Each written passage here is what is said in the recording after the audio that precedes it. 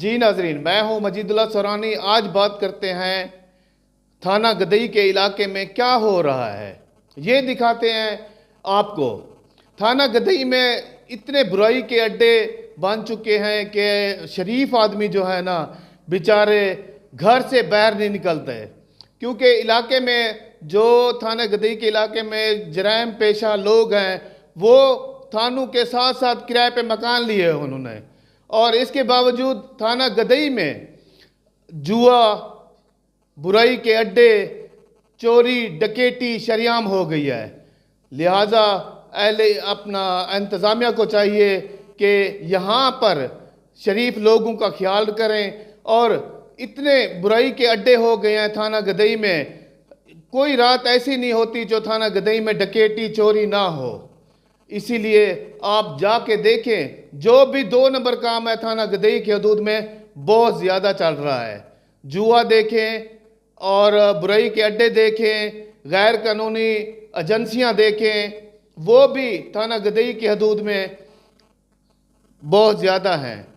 اسی حوالے سے بات کرتے ہیں کہ تھانہ گدئی میں جیسے زغلانی چوک ہو گیا، اس کے آگے پیچھے پتہ نہیں کتنے لوگ یہاں پہ، پتہ بھی نہیں ہے کہ کہاں کہاں کے لوگ یہاں پہ رہائش کر رہے ہیں۔ اسی لیے تھانہ گدئی کو اگر کوئی شریف آدمی جا کے کوئی اپلیکیشن دیتا ہے یا ان کو جا کے بتاتا ہے، وہ پتہ نہیں کہ ان کے پاس کون سا طریقہ ہے، وہ ان سے پہلے جا کے وہ کہتے ہیں اگر آپ نے ان کے خلاف کارروائی کرنی ہے تو وہ پہلے آپ کے اوپر کارروائی کروانا چاہتے ہیں۔ یہ کون سا طریقہ ہے، یہ ہمیں سمجھ نہیں آتی۔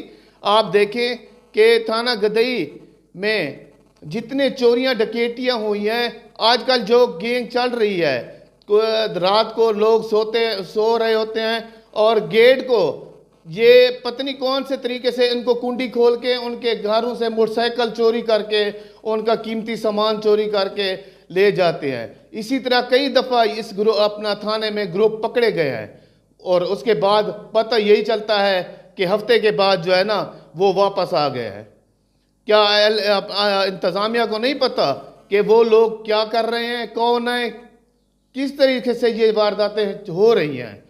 لہٰذا اعلیٰ افسران سے یہی اپیل ہے کہ اس تھانے کو تھوڑا سا غور کریں اور اس پہ جو ہے نا نظر ڈالیں۔ میں اجازت چاہوں گا، آپ کے میزبان مجید اللہ سورانی۔ اللہ حافظ۔